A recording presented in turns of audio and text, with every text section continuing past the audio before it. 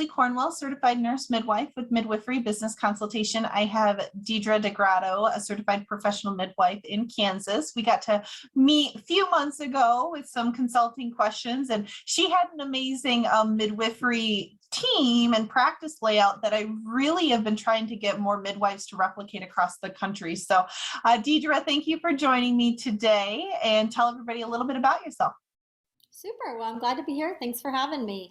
So, as you said, yeah, my name is Deidre, and I practice in Wichita, Kansas. So, a Midwest midwife. I practice with several other midwives. There are four of us, and soon to be five. We are all CPMs, but we also have a CNM. She's a CPM, CNM as well. Yeah, and I've been in practice for almost 20 years, and I've delivered just coming up on 1,000 babies. It's exciting. Yeah, I think the biggest thing is when you called me to consult, I was like, this structure you have set up with the midwives is really awesome. I wish more communities did it. So kind of tell us what type of midwifery structure you've set up as a collaboration among each other and why it's structured the way it is. Yeah. So when I started out, I practiced, kind of a sole practitioner, although I shared some space with the midwife that trained me, and she basically would come in and help me, and I would help her as needed. But it wasn't a very formal arrangement, and sometimes it worked and sometimes it didn't. One thing I knew very early on was that this wasn't something I wanted to do alone. And if I was going to have my practice growing, I just knew that burnout was inevitable if I didn't come up with something different than what she was doing and what some of the other midwives in town were doing. So, 20 years ago, the model was pretty different, and also the demand was much, much lower than it is nowadays. And that just keeps growing and growing. And so I'm kind of glad that it ended up working out the way that it did, because definitely I could not sustain what I'm doing and still have a family and have a social life and get any kind of sleep at all. So the student that I had at the time, she also had kind of the same goals. She has a big family. I have 8 children, or I have 9 children. She has 8 children. I better not mess that up. And so we both kind of just had the same goals in mind, and we just started kind of exploring ideas of what could work. Yeah. Well, and I think you and we coined it as kind of the midwife co-op, because it's business entities that are separate, but they're also overlapping and resource pooling, like the supplies and what each person is an expert in. Like, I know you are running the business side for a good chunk of the ladies because they didn't want that part. So if you want to tell how you've structured this team of 5 growing to 6 midwives, where you get the best of both worlds. Yeah. So I do think what we have is really unique and really super ideal, although I don't think the model in and of itself is unique to midwifery. I think it's probably a more common model maybe in other things like, counseling models, or my husband actually is in a similar model in his chiropractic business. And I kind of got the general idea from my daughter and my husband, and we've done some things differently, but basically what happens is, I would say, like, I own, the business side of what we all do. We're all sole, independently contracted midwives. But my job for the group of midwives is to basically kind of collect all of the income and then disperse it, and we work on a percentage basis. So in other words, whatever comes in is then dispersed to the midwife for her part, and then I keep my part for managing the business. And so my part is definitely big, and it is a big responsibility, and I would say it's not the part that most midwives probably want to do. I'm not even sure I actually want to do it, but I ended up doing it. And I think like that leadership role, and also to just the ability to kind of pull people together and recognize like what does everybody need to do their job well, has been really effective for all of the midwives in our group. They're able to just be midwives. They don't do anything else really but be a midwife. Well, it's worrying about 5 separate home birth or birth center practices making their own policies and procedures and systems, and how do we solve this challenge and problem. Now you guys can do it as a pool of five and learn from each other and accelerate it. And so that business thing can be a fraction of the time versus the clinical care. I think sometimes midwives, our level of collaboration across the country is typically, well, we'll just back each other up and write an agreement, and this is how much I pay you and this is how much. But there's still so much of the business side where we have to learn hard, not from each other. Yeah, and Leslie, I think the framework that we have is good because, like, I can think of so many little things that probably most midwives may not even be thinking about. But, like you buy Rogam. I mean, it could expire before you even use all of your Rogam. That doesn't happen to us.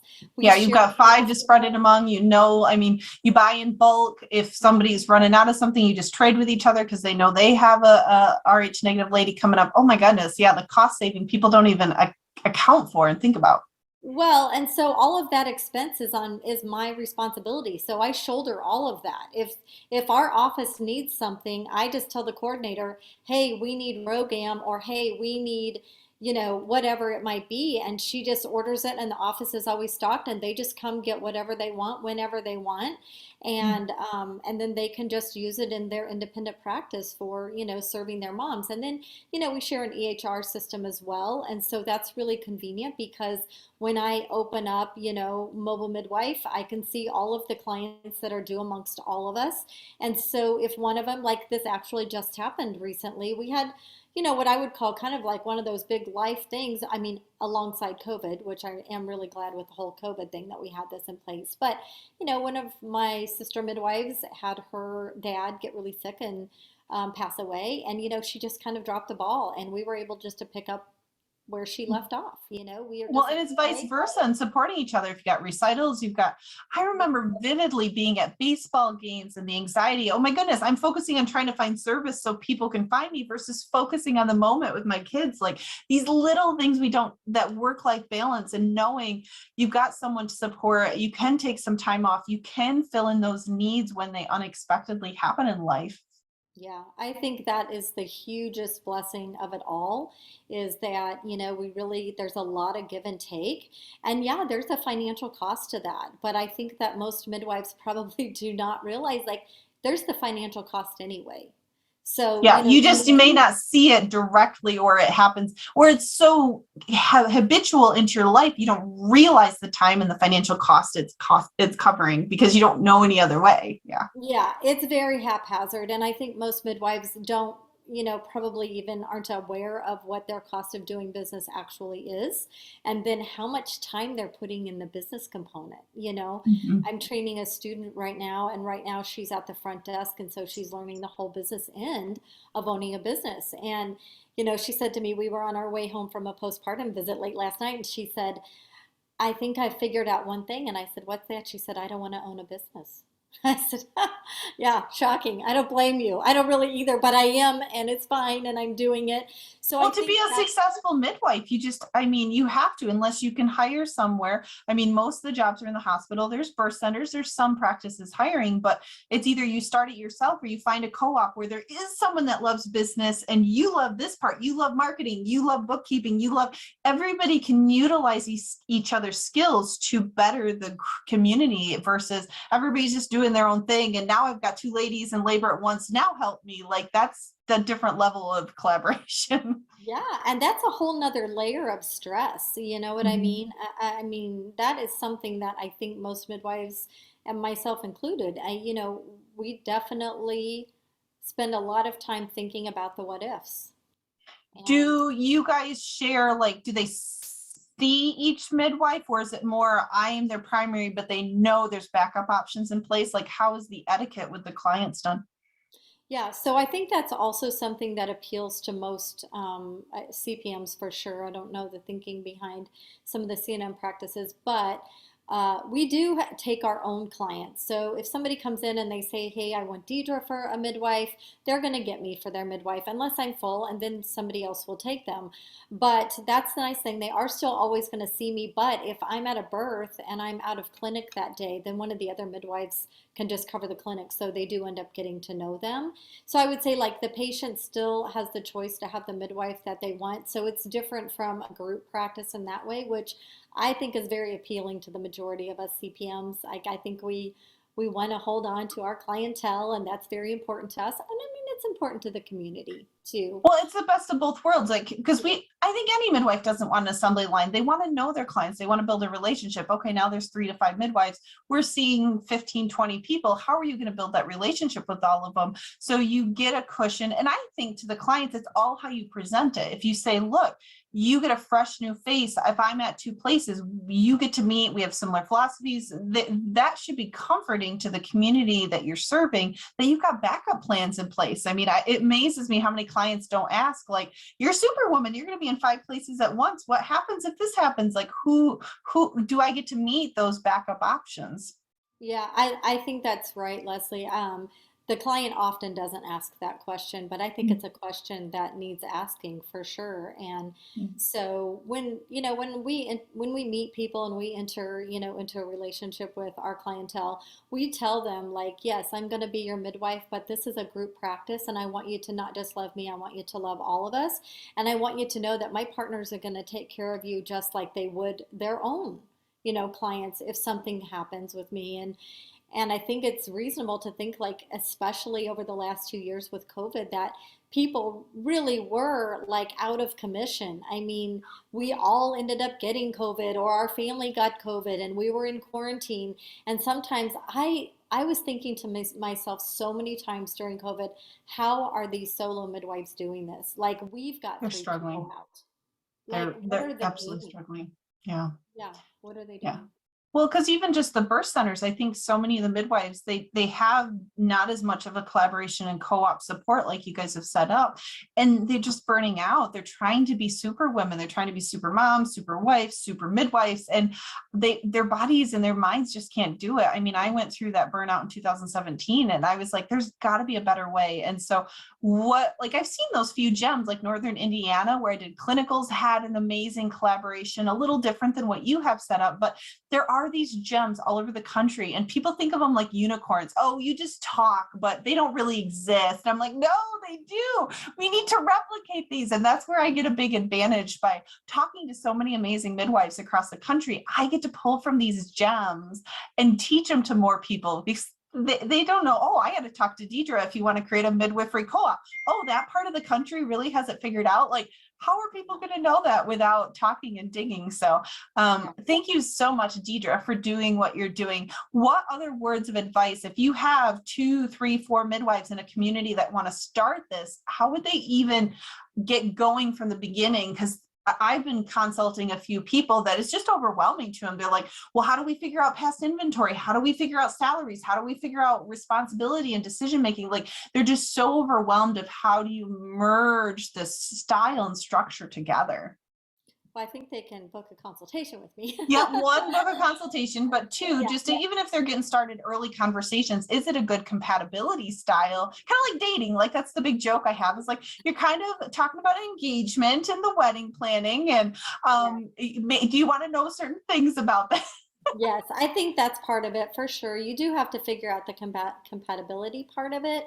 But I don't even know, like that definitely matters because yes, you are interacting and you do want to have your model and the way that you practice, I think has to be somewhat similar. And I think CPMs by and large practice similarly anyway. But I think you definitely need to make sure that you practice similarly, you think similarly in the way that you care for your clients.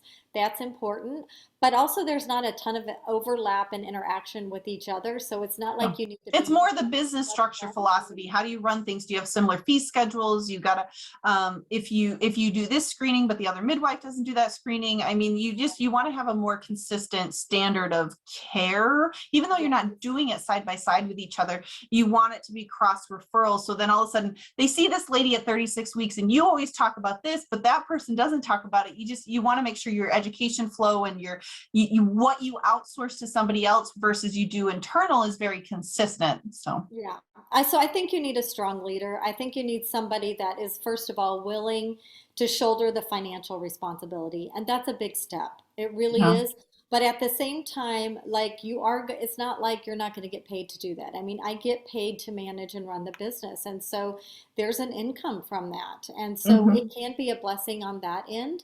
But you also really need to be able and willing to kind of be somebody that helps other people make decisions. You know, you don't want to be, somebody that is a dictator, Right. how it is working with women. We do need to be someone that works well with other women, and but also that you have a good, strong leadership style. I was thinking a lot about a leadership podcast, and I was mentioning this to you earlier that they said the biggest problem in business is that people are kind of unwilling. Like they want a solution, but they're really unwilling to change.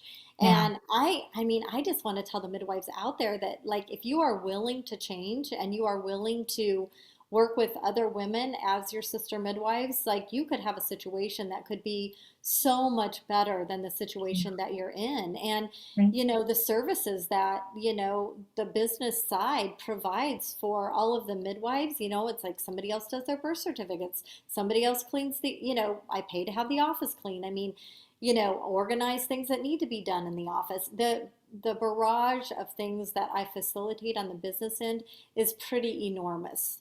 Yeah. And I think that can be something really huge that, you can just start making a list of all of the things that you would rather have somebody else do.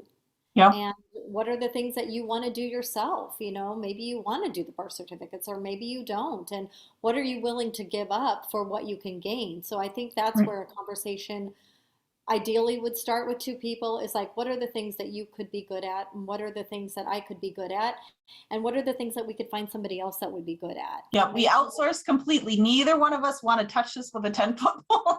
Mhm, mhm. Yeah. But I also think you really do have to be willing to surrender some things. We do have cohesive practice guidelines, so we do, and that was something that had to change. Once we got our nurse midwife in our practice, there were definitely some things that she was like, it absolutely has to be this way. And so, Yeah. yeah, was that a little difficult? Sure, but in the long run, it's nothing compared to everything we're gaining. I mean, it Yeah. really is nothing in the big Yeah, picture. I know. And that's why I think sometimes people think, oh, the nurse midwives are a little more medicalized, but I'm like, it's a give and take. We have different regulations we have to follow. We have a board of nursing. You guys have a board of midwifery. We have the same core heart, but our Absolutely. bosses that run our licenses are a little different philosophy. So let's compromise together. Let's figure out. I'm not a medicalized, like I hear that often, like nurse midwives are too medicalized, CPMs are too off the grid. And I'm like, you guys don't understand. We don't communicate well. It's not just us as a personal level. We're thinking malpractice, no malpractice, license, insurance, no insurance. Like there's so many layers to merging these educational pathways that sometimes makes it hard. But in the long run, if you can work out those little kinks together, it makes phenomenally stronger practices. Oh, I totally agree with that. She had so many other skills that the rest of us did not have. And she didn't, on the flip side, she didn't know what it looks like to even Yeah. start a home birth practice, or what are all the little things that you need to know. She didn't have to do newborn care. She Yep. had no idea what was involved Yep, in that. exactly. So And we have to so, learn from each other. I see heavy OB alternative skills from the CPMs, and then more the GYN, the yeah. primary care aspect, a little bit. Maybe you don't need a high risk obstetrician, but there's a little bit more of co-management. Like there's so much benefits if we can merge CNMs and CPMs and private practices Definitely. together. So yeah, Deidre, I would talk to you for on and on and on. For I sure. do want to let everybody know I've been really excited that you're going to join doing some consulting work with Midwifery Business Consultation. And so we're going to start, we're early stages. We're going to start getting her a discovery meeting on the website and start helping. But yeah, I want to refer people to Deidre that are just wanting to merge these practices, taking these community collaborations, because that's your strength. Oh my goodness. I've had a new couple ladies that I'm like, okay, Deidre, hurry up and get on the team, because you're going to be able to be way better help for them. Because I know my strengths. I'm the business, I'm the funding, the structure, the nitty gritty and the backdrops. But as far as these cohesive collaborations, you've done a phenomenal job in Kansas. Yeah, thank you. I'm super excited. I feel like you have so many incredible strengths and you've got so many detailed things that people really need in practices too. So I think we're going to be a great team. I'm excited. We're going to make great changes happen and we'll keep growing because yeah, I'm only one person and the consulting has gotten busy and I want to leverage all these great experts. So yes, Deidre is going to be available to do some consulting services and we'll get you on the website and expand you as well. So thank you so much, Deidre. For sure.